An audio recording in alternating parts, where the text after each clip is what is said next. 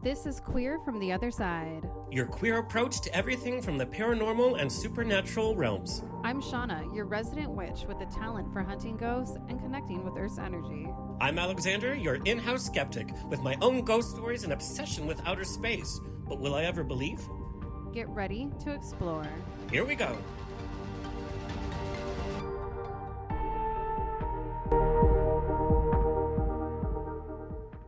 Welcome to Queer from the Other Side. We're your queer approach to all things paranormal, leaving no stone left unturned. I'm Intuitive Shana. I'm your resident witch. I'm Alexander, and I'm your resident skeptic. And we actually are doing things a little different today. I'm really excited. So normally we have someone on that we interview and we talk to about their experiences or expertise in some realm of the supernatural. And today it's just you and me, Alexander, and I'm so excited because we get to dip our toes into one of my favorite topics, haunted dolls.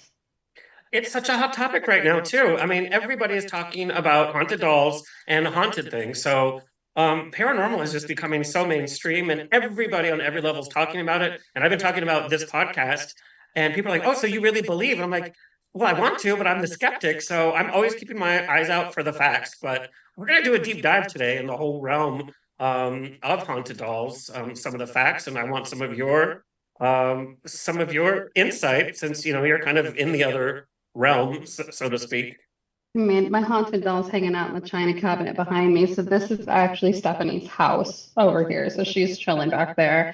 I mean, What up, girl? okay. But so like you're skeptical, but you have had experiences. So like what do you believe about do you believe in Stephanie? Like, is she real to you? Um, well, so this She is part of can't hear you, by the way, so you can you can be honest. You're in my head. I have an earpiece. this is what I have to say. We're going to dive into the story of Annabelle and what's been happening with the doll in the last few years. But I wonder, and you would have a good insight on this because you deal with people's energies and you deal with connection to the other side. But I believe that we really can manifest energy. So, we all have that friend that always is a Debbie Downer, and they have the worst luck. They're always getting into a car accident or a flat tire or this or that, but they're just negative people. And so I wonder if people are so hell bent on creating this kind of aura around quote unquote haunted things that they're manifesting their own bad energy, and it doesn't come from any source whatsoever other than their own aura, so to speak.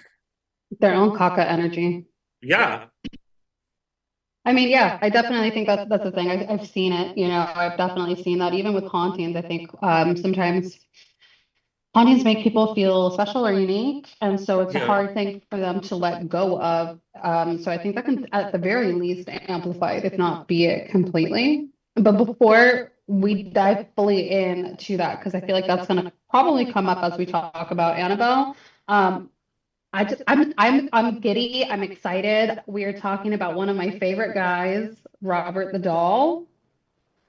And I'm so excited to tell you about him. So I feel like a little kid at a birthday party ready to open presents. So do you mind if we just dive right on in?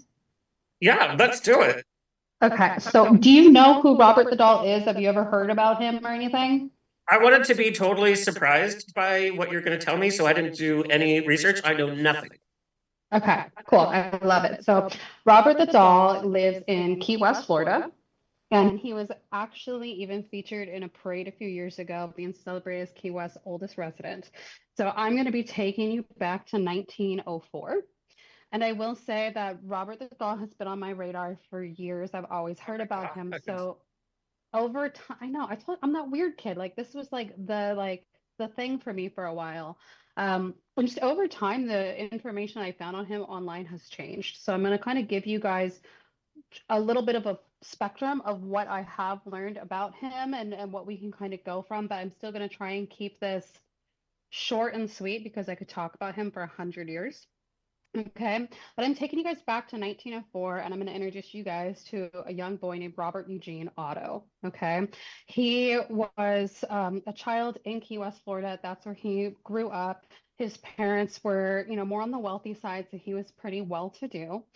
And in 1904, he received this really large doll.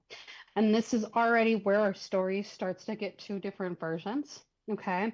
And the older version that I've heard that since seems to have disappeared a little bit, one of the servants or workers within the home gifted Robert Eugene this doll, right? And it was said that I call him Papa Otto, right? Robert's dad wasn't the nicest guy in the world, right? That's part of the rumor. And so there's speculation around, was this doll created with magical intent as a way of seeking revenge on, Mr. Otto being a crappy dude? Now, do we know any of the background of the servant? Were they like a native of Key West? Because Key West, I've been to Key West many, many times. It has such history in so many different cultures and beliefs. Even like Ernest Hemingway, made his home there. The Beatles would visit. But there's also this idea that there's a lot of ghost energy around Key West as well. So I don't know if that fed into the servant's background. It might, and that was kind of insinuated in some of what I saw, where it kind of hinted towards maybe some like practice of voodoo. But that could have also been just like this blanketed term, especially since we're seeing the doll being the problem here. And a lot of times when we think of like a magical doll, we go voodoo doll. People don't really go to poppets or other types of La Boo names and Boos, traditions that dolls come from. La Boo Boos. There you go. He's La the La No Boo Boo Nos, voodoo. La La No No Nos. I Nos. like it. My friend just made a Phantom of the Opera mask for his La Boo Boo. Made purchase, I don't know. Those things are crazy. Not as crazy as my boy Robert, though. So that is one theory of how Robert came into existence, was a disgruntled employee that was not treated very well. Okay, I Okay. just have to say, I'm a gay man, and we're all about first impressions because we could read somebody. That doll just looks creepy from the start. I cannot wait to tell you this because I actually have my own personal experience with Robert the doll too. Lord have mercy. Yeah, it was the whole everything. This boy is wild. He makes Stephanie seem tame, to say the least. Him and Annabelle are going to get married. Okay, that's what's happening. Like they are twin spooky ass flames, is what they are. So the story that's a little bit more believable, if you ask me, and one that's a little bit more like dominating the internet and information that we can find now, is that Robert Eugene's grandfather had returned to the U.S. after traveling to Germany, and that he had actually picked the doll up for his grandson as a souvenir from the Steiff Company, I believe it's called, and they're actually the originators of the teddy bear. So anybody that's like a teddy bear enthusiast would be like, yes, I know that company. They even have like a museum in Germany, and it's actually said that Robert wasn't supposed to be a doll. He was actually a mannequin dressed as a clown. So we're just Okay. making this as creepy as possible. As creepy as possible. Yeah. So the iconic sailor costume that we see Robert in was not what he was originally like seen with. He had clown clothes. And the curator of the museum that Robert actually lives at now is quoted referencing that at one point in time he actually had his face painted to look like a clown. That's not what we see now, but he's also over 100 years old. Like a lot of things can change, right? But this is where Robert kind of comes into the story. We have these two theories of where he came from, but nonetheless, he comes to this little boy and he receives the doll, and immediately this kid falls in love with this doll. Like he's just very taken to it. He likes it a lot, to the point that he actually gives Robert the doll the name Robert, giving him his first name. So this little boy's like, I am no longer Robert. This is Robert, my doll. I am now Eugene. So from here on, I'm going to start calling him Gene or Eugene, because for the rest of his life, that is how he is known, because Robert has taken that name. How old was Robert when he got the doll? You know what? I don't know, but there's actually pictures online. Like he had to have been somewhere between like maybe 6, 10. Like he was definitely like elementary age. However, the relationship that he had with Robert lasted essentially the rest of his life, right? So he became super close with this doll, and people started hearing things, like they would hear him talking to the doll a lot, and servants would start to say that they thought they were hearing somebody talk back. And so there's, speculation, oh, maybe it's his imaginary friend and he's making these voices, but sometimes they're like, no, it sounds like a grown man is talking to him. And they would like hear phantom giggles and things like that would happen, where they would just kind of be like cleaning and they would know that Eugene is like, in the living room and they're upstairs in a bedroom and they can hear a little kid giggling, and like weird things like that started to happen.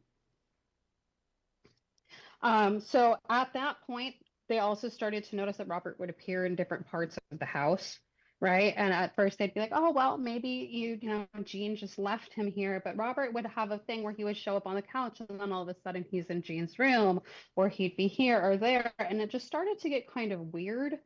To the point where, like, also through this whole thing, Gene's very obsessed and connected to the doll, to the point where like he would like share meals with it and make sure that there is a place set at the table for Robert to eat. And I just want to point out, from a spiritual perspective, right? Anything can be given a spirit. We can create a spirit out of anything. All you have to do is give it a name. Give it a name and recognize its identity. And we have now birthed a spirit. So we see how this little kid here has, potentially created a spirit, or awakened and strengthened one that may have already been there. And what's something that witches and pagans do regularly with their spirits as a way of honoring them? They give them offerings of ritualistic food. So we see Robert getting all of these things probably very unintentionally, but Gene's also a kid and they're very, intuitive and psychic. So he's probably just instinctively doing these things, not realizing it. You know what's odd though? Like a boy that age, typically boys, and especially during that time, we're not typically playing with dolls. That would have been seen as very feminine and not a masculine thing to do whatsoever. So I'm surprised people let him have this connection with this doll. Well, Oh, well, let me stop you right there. So his parents were kind of cool with it. They just kind of let it happen, even though it really kind of began to be a little disturbing, to the point where they were even hearing things in Gene's room. And I will get back to that. But basically, like, Robert's become very mischievous at this point. They're thinking it's Gene, just kind of being problematic and blaming the doll. Gene's aunt comes to visit them. And she comes and she's more of a stern woman, and she's like, there's no reason that this boy should be playing with a doll. This is like sissy stuff, absolutely not. Right? And she's the one that kind of like threw down the hammer on this, and everyone in the family at this point was already kind of afraid of Robert. The servants already really were. And she was like, he can't have this. And she took it away from him. She took Robert away and she put him in the attic. And she's like, this is just it. Like, you're a boy and you need to do man shit. That's what we're doing. And Robert said, okay, bitch, I see you. And she suffered a stroke that night. my God. Okay, that's Yes. crazy. And so this is where we see some of Robert's stories start to kind of turn a little bit more malicious. And so at that point, people were like, whoa, this is nuts. Like, okay, let's just give Robert back to Gene, because now everyone's afraid that they're next. So let's see. I'm trying to like kind of scan through. So Robert, so this happens. I'm looking through my notes to try and see. I can't remember if she survived the stroke or not. But either way, if there was a doll in my house that could give you a stroke if you pissed it off, I think I would just give it what it wanted. You know what I mean? Um, so this starts to happen, and even to the point where like everyone in the neighborhood in Key West starts to hear about this, and they start to there's Gene and Robert, and they just, there it is. And I don't think everyone really knew how creepy it was, but everyone was really aware of this bond that Gene had with this doll. Oh, she did die. Okay, she died. She died from that stroke. Oh my Okay. God, that's a horror film in itself. Oh, he is a horror film. We're gonna get into all. He has a whole franchise. So let's kind of fast forward here.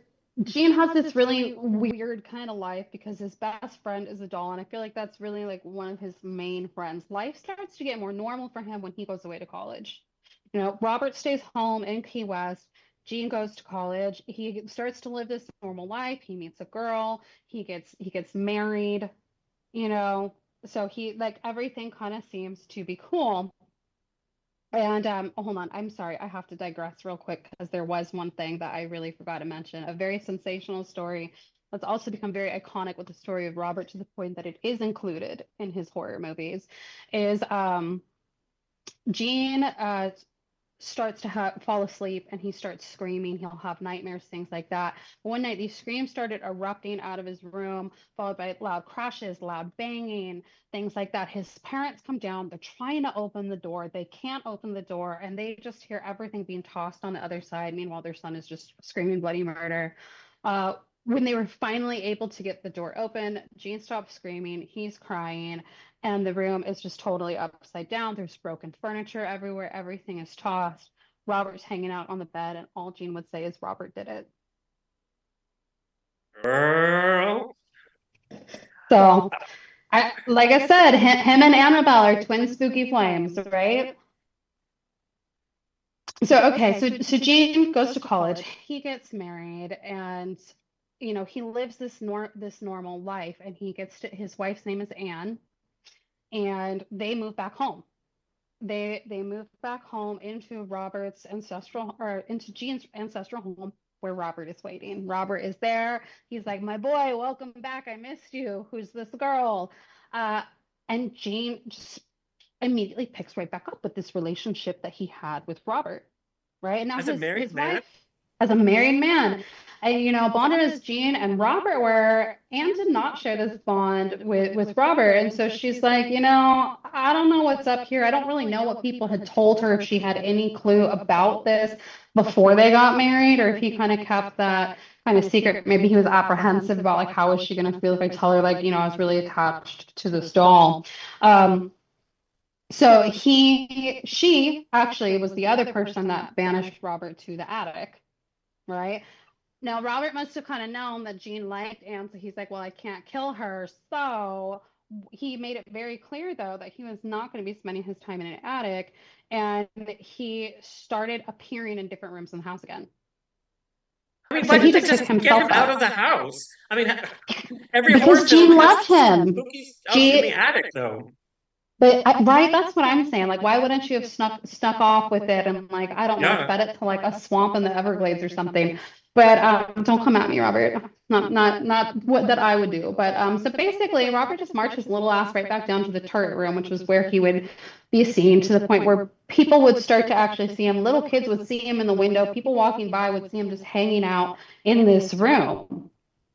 And that's kind of where the stories kind of go with Robert as far as that goes. And again, I'm giving you a much more condensed thing, but he was really well known, and he became known as the haunted doll even at that point. And he did live with Anne and Eugene until Gene died. So it just became a thing. Do you know how old Gene was when he died?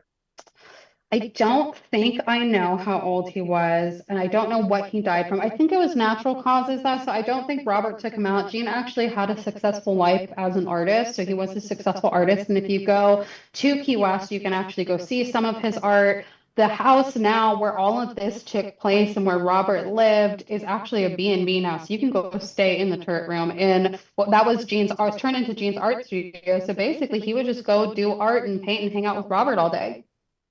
Now, did he ever paint Robert? Not that I know of.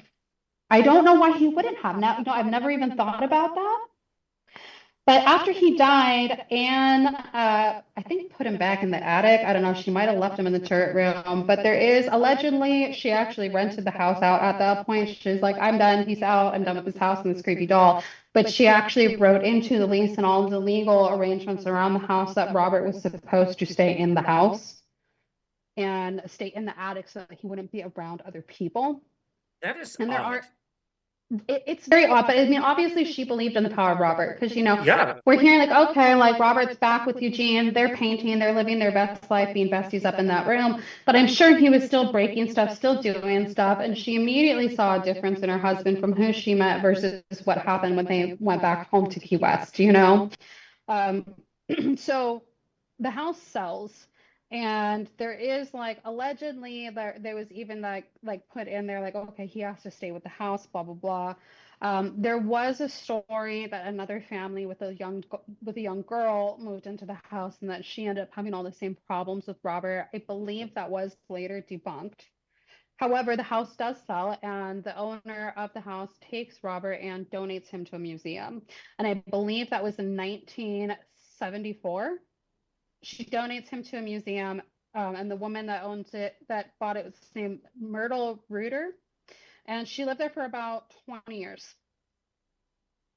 And so now Robert calls the East Martello Museum his new home. He's been there since 1994, and that is where he still is today. It is open to the public. If you want to go, you can go see him. It's a museum that kind of highlights different aspects of the history of Key West. And people go visit him all the time. And Robert's story doesn't just end when Eugene dies and he's banished to the attic for a little bit before he appears at this museum, because now he's here. Everyone's heard the stories. Everyone wants to go meet him. And as we know, there's two types of people when it comes to ghosts. Three. There's the Alexander, who doesn't believe in it, even though he's going to have all the experiences, right? We have people that are going to come that are going to be politely curious, where they're apprehensive, but they're going to be respectful and polite to Robert. And those people tend to get out unscathed. But then we have the people that are more daring and more aggressive and wanting to kind of push those boundaries. And so some of it is said that if you take his picture, try and record him without his permission, he'll ruin your device, he'll ruin your camera, your phone, whatever it is. And there's plenty of footage out there of people trying to do just that. And like the pictures will come out distorted, so you have to ask his permission. It's also said that if you ask him a question, he will answer you in a nightmare. That's creepy. Yes, and so this is something where, to the point where if you need Robert, if you've done something to cross Robert and you've upset him, the only way to appease him is to write a letter to him apologizing. And once upon a time, these were all put like on the wall behind his display case. But now there's so many of them that they're all like, I think, digitally filed and they're displayed on a screen. But I think the curator of the museum actually has all of them in a folder. And Robert moves around in his display case, where the employees will come in and see him positioned differently. He has like a little lion stuffed animal with him that will be found on different parts of his display case. Once a year, they move him from the museum and put him back in the home. I believe it's in October. So they'll put him back in his home. And sometimes he'll just end up back at the museum or end up back at the house. So he still just kind of does his own thing. But he also has fans. Like, people love him. In fact, somebody actually donated like a humidity controlled display case for him to preserve the material, so that it would kind of just ensure like the integrity of the form of the doll itself. So my question, my skeptic side would say, Gene and Robert's relationship, it could have been a form of schizophrenia, and it was triggered by the doll and whatever trauma he might have been going through as a kid. And so he carried that. And so when he came back in contact with the doll, it triggered that. Especially people with schizophrenia can talk in different voices. They can have different experiences like that, where there's more than one person going on, even though it's one person. But my question to you is, from the spiritual world, what's the point of Robert then? What's the point of causing mischief? And he continues to exist without Gene. So what's the point of that? Well, I don't necessarily know that his existence was dependent on Gene so much as his existence was there, and maybe Gene was the one that recognized it and that bond was there. And Gene obviously gave a significant amount of energy to him, so that made it really easy for that spirit to thrive. But to say what's the point of Robert, to say what's the point of like any of us, right? He's some kind of entity. We, at our core, are entities as well. We're spirits.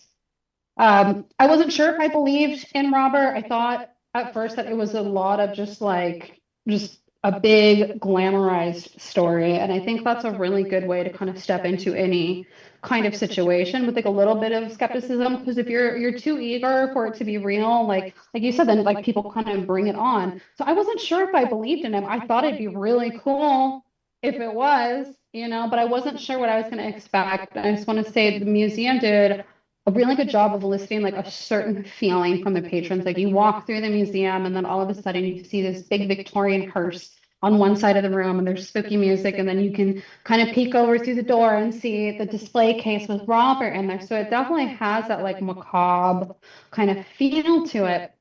But when I went, my personal experience, I went with a really good friend of mine And she's given me permission to share this story. Her name's Lily. She's basically, if a cartoon character became a human, she's great people. And I say that because she is incredibly nice and incredibly just bouncy and bubbly. And that's just kind of who she is at her core. And I take her with me, and I've told her all of Robert's stories as we're driving to Key West to go see him. Because again, I'm just super giddy about getting to meet this guy. And I mean, I told her, like, be careful, be respectful, this and that, but I guess I didn't explain enough. So we get there, and I'm standing in front of him, and he's like almost as tall as me. Like, this doll is really, really huge. Pictures do not do him justice with how large he really is. And I like have my phone out, and I was from like, Robert, can I please take your picture? And I took a picture of him, and so I have it. And then it's Lily's turn, and instead of asking if she can take his picture, she goes, Robert, can I have a wish? And I just looked at her like, why would you ask that? Like, who even, where did we even say that he grants wishes? Like, where did that come from in your mind? And I just had these big eyes, and I was like, no. And she's like, oh, sorry, can I take your picture? Like, because she's just kind of humoring me at this point. She's like, can I take your picture or whatever? Takes his picture, this and that. And there's these people behind us that are being like already really like disrespectful to Robert and kind of laughing and poking fun at it. And Lily, who again is the most nice, like passive person in the world, like between she and I am the Chihuahua ankle biter, not her. And she just gets furious with these people. Just like immediately, she gets so mad at them, and it was just kind of weird. It made me uncomfortable because I'm like, what is happening right now? And so we go through the rest of the museum, and of course we keep bumping into these people, right? Like, because of course, and it's furthering her agitation through the whole thing, to the point that as we're leaving and driving away, they're leaving too. She sticks her tongue out at them, and then I think she like flipped them off, and I'm like, who are you? What's happening? Um, and this just kind of this was the theme of the day. She was in this really bad, aggressive mood. Everything was bothering her. It was really weird. Um, and like she would get road rage. She had this really short fuse. And again, it was just weird because that's me. That's my job, you know? And so this was where it was really interesting. That kind of brings me into like a question of some of the origin of Robert. Is the only time that day that Lily wasn't even herself, but she was still. She was peaceful. She was, more introverted and kind of thinking about herself, as we went to this memorial. And I wish I knew like the date that this happened, but the memorial is called went to the African cemetery at Higgs Beach. And it's a memorial that's laid out, and it has like these really beautiful like plaques that tell you the story of the 294 African men, women, and children that were buried in unmarked graves nearby after they died as a result of the disgusting and inhumane conditions that were happening on an illegal American slave ship that was bound for Cuba. So, whoever the governing bodies at the Coast Guard, I don't know, whoever's supposed to be the person that finds this, they found out about it, and they attempted to rescue the people off of the ship and bring them ashore in Key West. It's just the conditions were so bad and the people were so starved that 294 of them didn't make it. And so what we have now is this very small memorial for them that you can actually step on. It goes over the beach, and you can kind of stand what's supposed to kind of act as like a collective kind of grave marker for them. And it was just interesting to me that that was where Lily was quiet. That's where she was peaceful. That's where everything was okay. And I was like, that's interesting. Um, and so we're driving home back over like the long stretch of highway to Key West. It's just has you suspended over the ocean, really crazy. And it just dawns on me, I'm like, oh my God, she's possessed. Like, duh, that's what it is. And I was so mad at myself. Like, I should know this. I should have seen the signs that she has a spiritual attachment. And so in the very graceful and sophisticated way that I do things, I just yell as loud as I can in the car, you're possessed. And then she was like, oh my God, what do we do? And she's like rifling through the car for like Palo Santo or whatever she can kind of find. We get back to our hotel. She takes a cleansing bath with just like the herbs and stuff that we could kind of rifle through it and find. I thought that was it. She started to act normal. The next day, she was back to her cartoon character self. We're getting ready to leave Miami and head to Savannah. and then the car's transmission blows while we're on the freeway. Girl. So then we're okay, and it's a Sunday in some random part of Florida, so nothing's open. We end up all day at a dealership. They give us a rental car to use, and they're like, well, you can go ahead and use this for now while we fix the transmission. By the way, there's a hurricane coming, so you might want to just get the hell out of Dodge. So then we're like, okay, and we're driving. At this point, we're in Georgia. We decided to go to Savannah and the rental, and a rock flies up and smashes our windshield. Jeez. And That's some so bad we luck. yes, so we get to the hotel, and at that point, I was like, there's something wrong. Like, we are not done. Robert is mad at you, and we were known by the company you keep, so he's mad at me. The next day, we wrote apology letters, and we certified mailed them to Robert. Did he have to go to the post office to pick him up? Probably. I'm sure he wasn't appreciative that I had to go and like send him on an errand, but because of that experience and what I saw, I do definitely believe that he is very real. I do not think he's a hoax. And I'm sure that you can explain away, like, because it's just like a lot of bad luck, like it could just happen.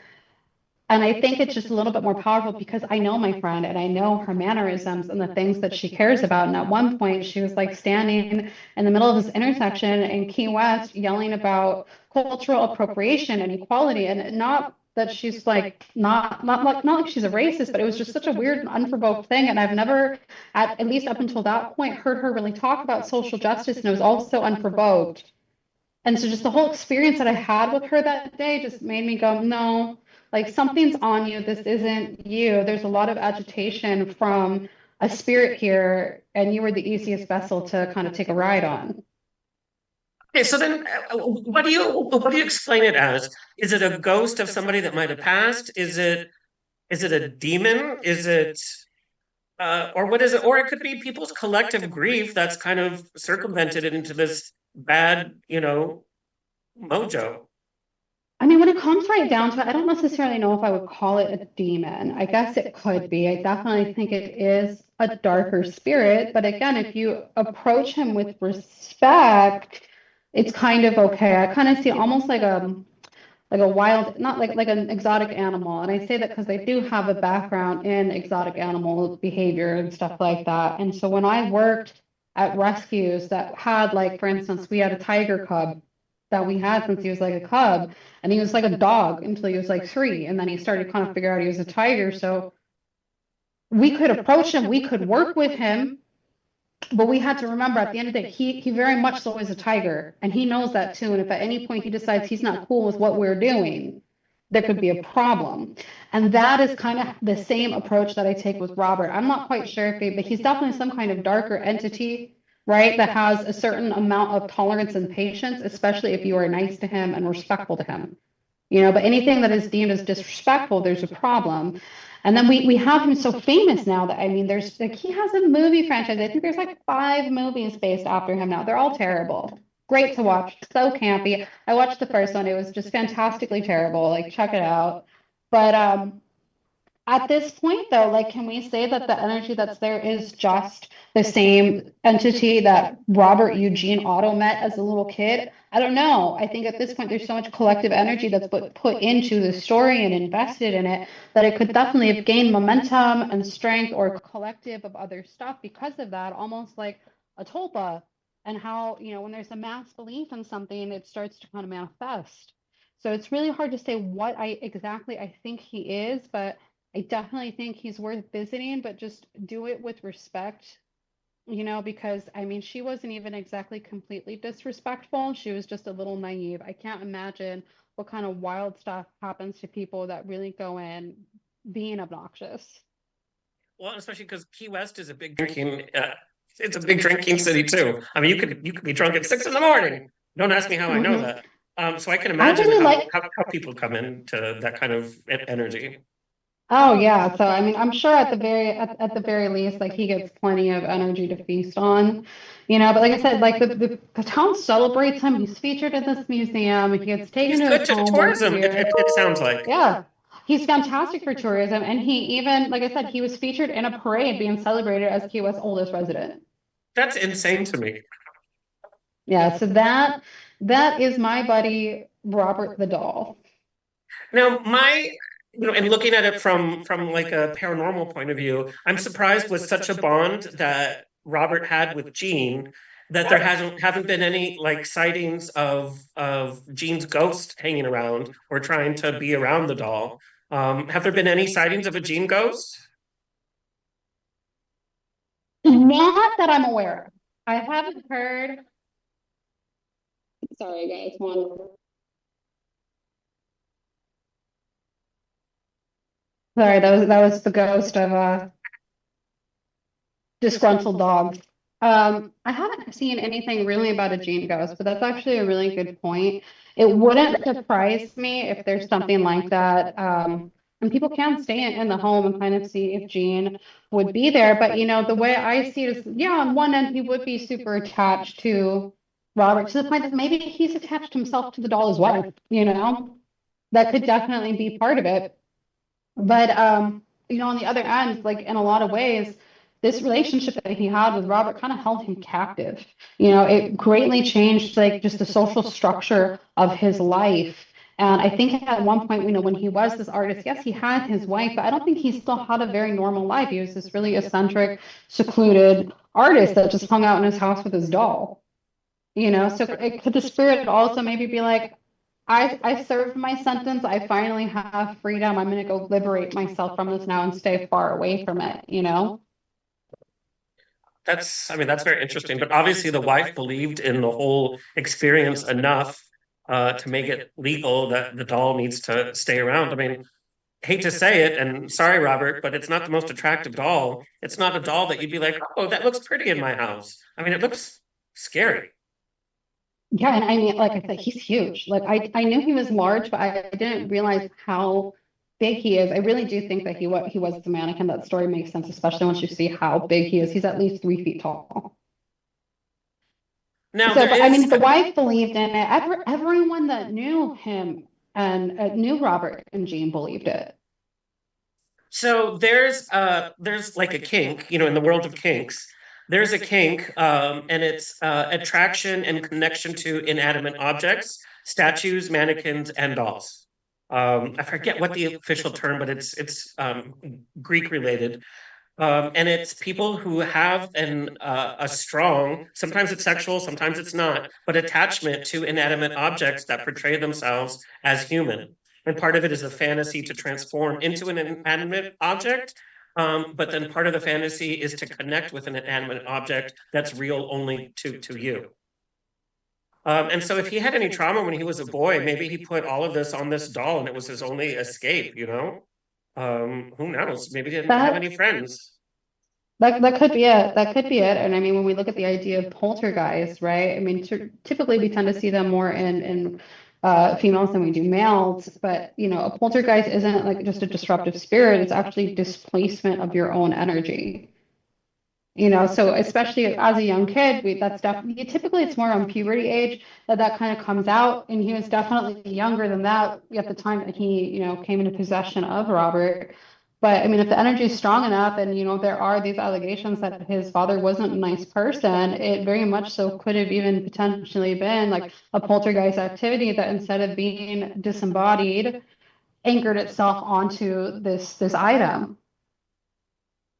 I think that's part of All the right. fascination of Robert is just all of like what he could have been, where did he come from, and what this is. It's a really fascinating story, especially since basically everyone on the island just accepted it. Like, oh, there's Jean and Robert. There's Jean's haunted doll that hangs out in the window and stares at school kids while they're walking to school. All right, so let's kind of relate this to the whole Annabelle story and what's been happening lately. Because I think there's two different themes there, and then how we can relate it to your haunted doll, Stephanie.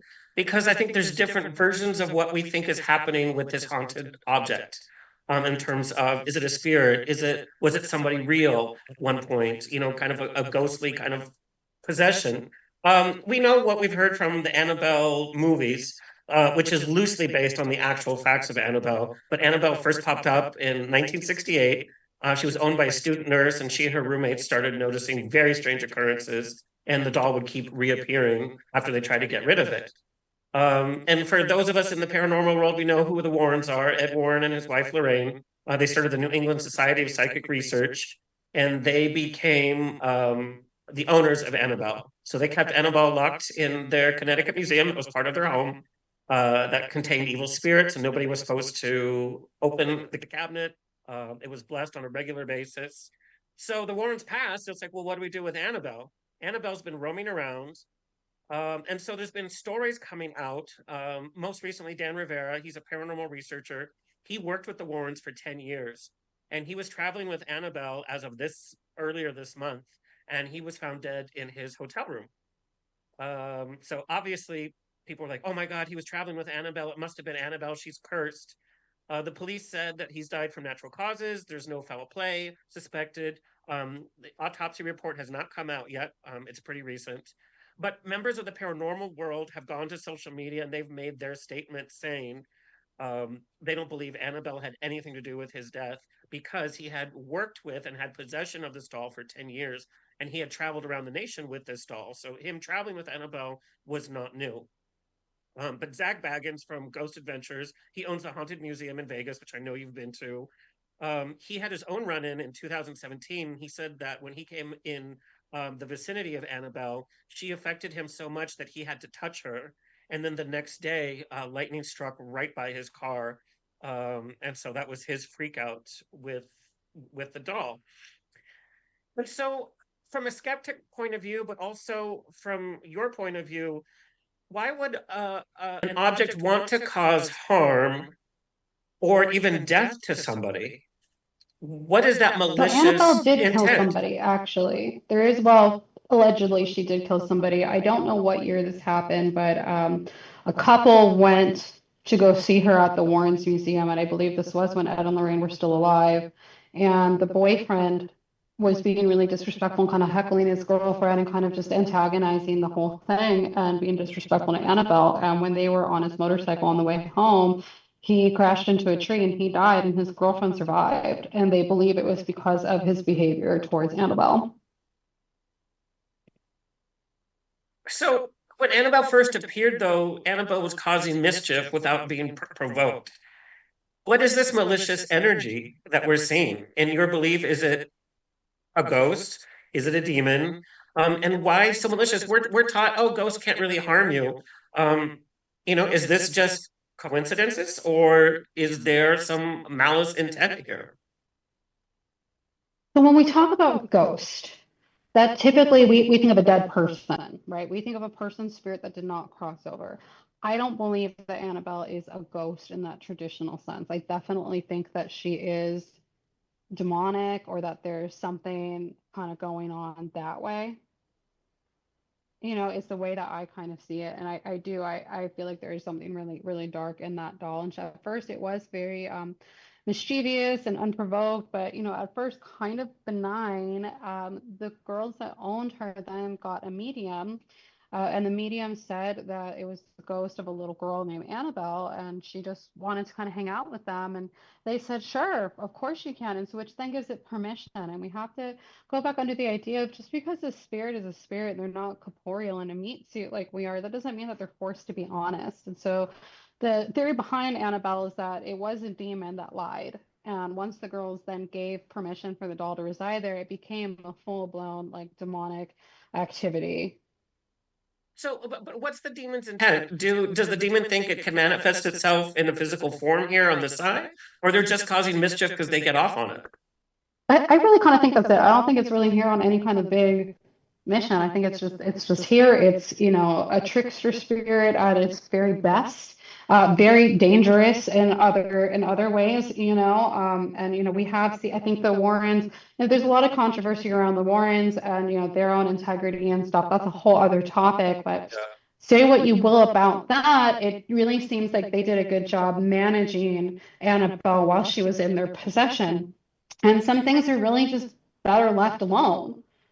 She was there. I think she did cause some stuff, but once she went on tour, she also said, well, right? Like this is all just like rumors, but she was in New Orleans, and then at the same time that she's on that tour, plantation burned down, and that's also she's being credited with that as well. And she's always had a lot of attention and eyes on her. I mean, again, she has her own movie franchise as well. And I mean, she's a staple paranormal story for anyone that is even remotely interested in the paranormal. So she's got a lot of attention on her. And now you go and you take her on tour, which I can't lie though, I did look up the tour locations because if she was going to be anywhere near me, I was going to go. But they kind of just kept her in the South and Midwest, I think. Yeah.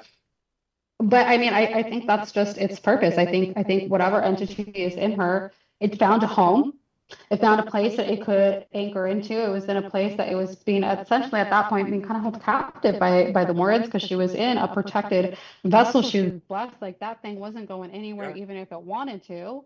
And now it's kind of roaming free-ish. The doll's on tour and she's doing things. And I think that the people that have her I don't really know that much about them, but I'd say obviously if they feel well equipped to deal with her and have this, they seem to know what they're doing, but she's getting more attention again and she's kind of building with that. So I think there's really only so much that we can do. At the end of the day, we're all just humans that have a working theory on Annabelle, right? Like we don't really, and on the paranormal in general. So who's to say that we really know all the best ways to control her?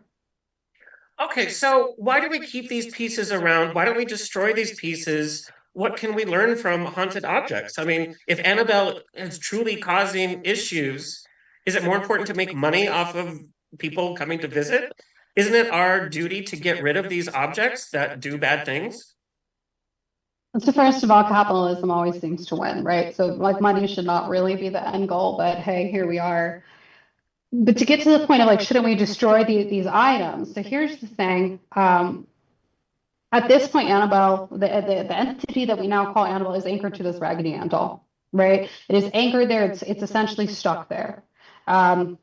If we destroyed the doll, we get rid of the thing that's anchoring it. That's what's keeping this remotely in check, is that it is tied to this doll. For whatever reason, it's trapped there. If we got rid of that doll, that doesn't mean you're getting rid of the spirit. You're getting rid of the thing that it is anchored into. Now it can go anywhere. You can have, Stephanie, my doll, and if we destroyed that doll, that spirit's still there, but now it's just going to manifest throughout the whole house. So it's actually safer to keep entities like Annabelle and like Robert locked into these dolls. Now, do you know if Annabelle's ever been tried to be exorcised? So I'm not sure. I would assume that there was. I know that there is a big ritual cleansing, something that did happen with the Warrens and these girls when they took the doll, because Annabelle actually attacked one of the girls' boyfriends allegedly, and he had scratches and stuff all over him. The problem that we see is that there's a lot of reports of investigations and exorcisms that the Warrens did that, at first were reportedly okay. And then when you hear from the other people involved, they're like, no, nothing happened. This was not effective. It made it worse, and all of these other things. So I'm not sure if they actually tried to do anything with Annabelle. I know that there was an exorcism or something on the girls and stuff like that, and they took the doll with them. So this could have been one of the times that the Warrens actually realized they were up against something that was way out of their wheelhouse, and maybe they're like, we're not even going to try and get this thing mad. We're just going to contain it. I've had my own experiences with things where, when I was a wee baby witch and investigator, I was too big for my britches and tried to cleanse something that totally psychically attacked me. And it took me a while to get rid of it. And since I'm very cautious when I have to do a house cleansing or do anything and I come up against something, I kind of go, can I remove you? Are you really is this in my pay grade? And if I even remotely think it's not, I ain't doing nothing, not touching it, because it's just you have to know your own boundaries and your capabilities. So maybe this is one of the few times they knew theirs. So how does this relate to Stephanie? Because you've had Stephanie for how many years now? 9, almost 10 years. But But I you told her, believe, come here, girl, we're talking about you. but you believe that Stephanie is somebody that was actually here. Yes, I believe that Stephanie was a spirit, is a spirit of a human. I don't think that she is a demonic entity. I do think that we know that she is a human spirit. She's definitely had her moments of being a little bit more malicious, I would say, and I don't think that was really malicious. That's not the word I'd use. I would say it's more, I feel like it was a very unhealed spirit.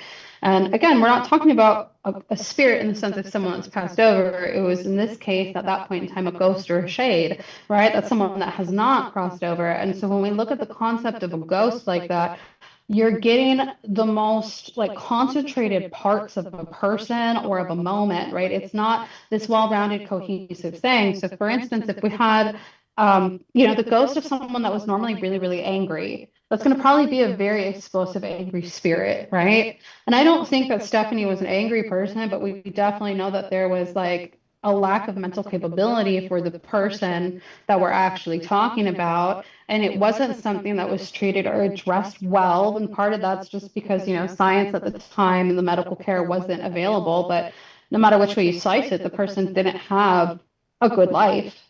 And I think that was part of what carried through and translated to the ghost that was kind of like attached to this doll. By the time I got a hold of her and we kind of realized that it wasn't really that I was trying to like cleanse her. I wasn't trying to exorcise the doll. I was just trying to help soothe the spirit because that's a really sad thing to be. And it really just came that she just wanted friends. She since I did have somebody cleanse her. It was actually like again without my permission that they cleansed her. I don't really think it worked because I don't really believe in their abilities anyway. So I was like, oh, rude, but whatever. But I don't think that the spirit of Stephanie is completely trapped to the doll anymore. I feel like she's been healed enough that she can cross over. Because sometimes I do feel a really big presence of her, and sometimes I don't. Who else feels a really big presence to her is the Abby, because when she goes, like she is the star there. She is But a I'll star. And also I was going to ask you if you've ever tried to help her cross over. I've worked on healing the spirit. I worked on healing the spirit and I have encouraged crossing over, but I feel like in the ways that a lot of people think it's more of like a forced extraction. Like we're going to make this spirit cross over. And I wasn't going to do that because I feel like we're talking about a spirit that has a very fragile disposition, to begin with. And whatever's on the other side is probably really scary. And I think that what I have been able to kind of facilitate and provide for her was the healing that her spirit really needed to actually feel okay with crossing over. So I did encourage it and work to heal her, but in a more roundabout way than something very ritualized. And I do believe that she is crossed over. I like to think that she comes and hangs out once in a while, but I don't believe in trapping spirits and keeping them here so that you can be like, well, look at my spooky collection and blah, blah, blah. You know what I mean? Like Stephanie's definitely gone on tour and stuff like that, but I'm also more like, this is super cool. If the spirit actually wants to show up, like, come on, like, let's go make some friends and have ice cream and pizza. But if not, like, that's good for her. If she's crossed over, like, she deserves it. Now, are you ever afraid about having some of these objects around your family?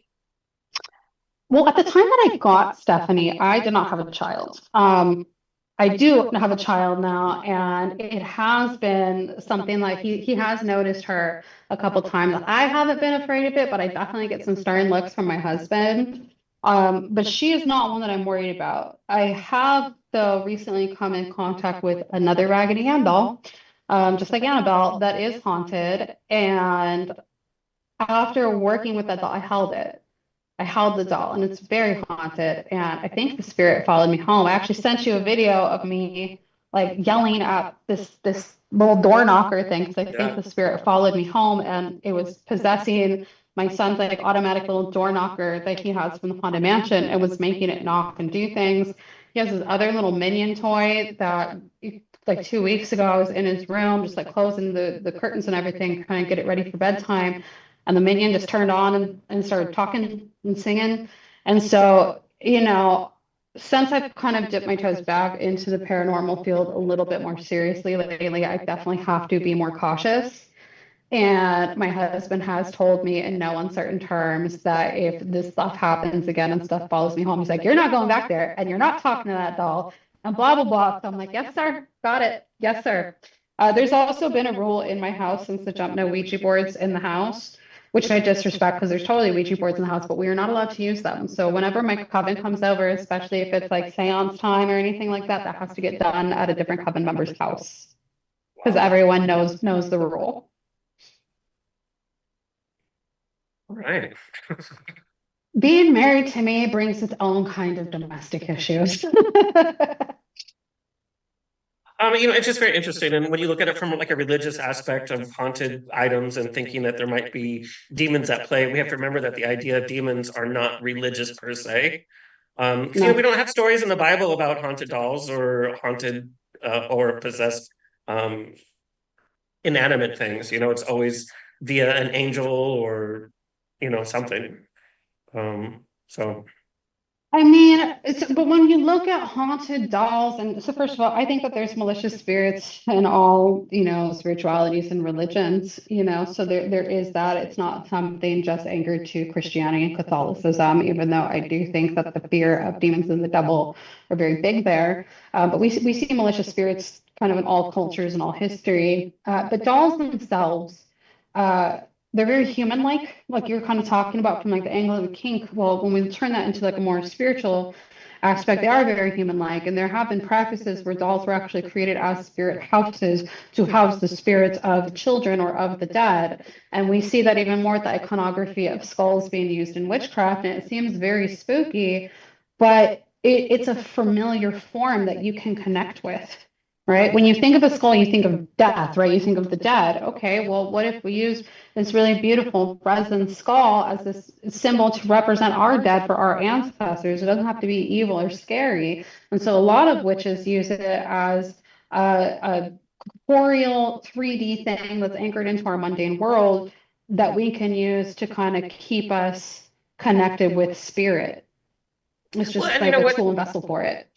And now that I think about it, Christianity, I was raised Catholic. There's artifacts, either whether you believe like the chalice of Jesus is out there or the Shroud of Turin or whatever, but artifacts from saints have been used for healing processes, or the idea that these artifacts can heal people or bring people prosperity.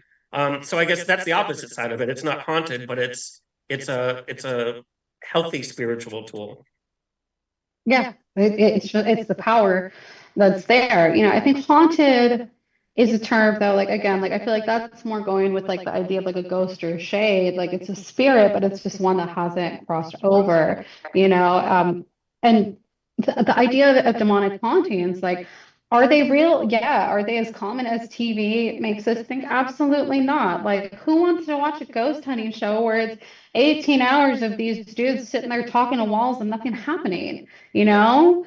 So but I definitely think same thing with curses. I think curses are real. I don't think that they're nearly as common as people think they are. All So right. do you think you would meet Annabelle or Robert? I think I would meet Robert. Annabelle, I don't think so, but I come to the table with too many feelings about the Annabelle story from the movies and all that, and I think that would just get in my head. I think I'd be able to visit Robert in a very clean manner, and kind of get my own impression. But I'm spooked out by Annabelle anyway, but that's because of the movies freaked the crap out of me. There's this part of me, like I said, like when I found out she was on tour, I definitely checked to see where she was in case I could go see her. But I really think about it, and honestly, I say that I would go see her, but I don't know if I really would. I feel like ghosts, yeah, you have to approach them like you would an exotic animal. Like you have to have a very healthy respect, you know what I mean? And I don't know, I just with Annabelle, I don't think I want to mess with that. I don't want to put myself at risk for something to happen. And I think just the fact that I have that fear and I can acknowledge it's there is enough to make me too vulnerable to be around her. Well, there you go. Well, everyone that's listening or watching, what do you guys think? Have you met Robert? Have you met Annabelle? Do you have your own haunted doll story? Like, I want to hear all of it. I just find haunted dolls just seem they're really kind of all the rage right now, but it's really fascinating. All right. Well, we shared our doll stories.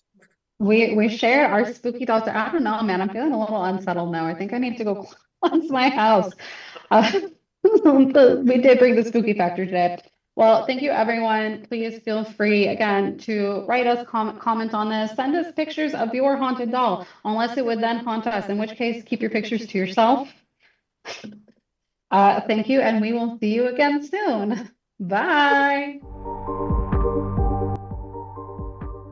was another episode of Queer from the Other Side. Please like, share, review, and subscribe. And until next time, stay curious.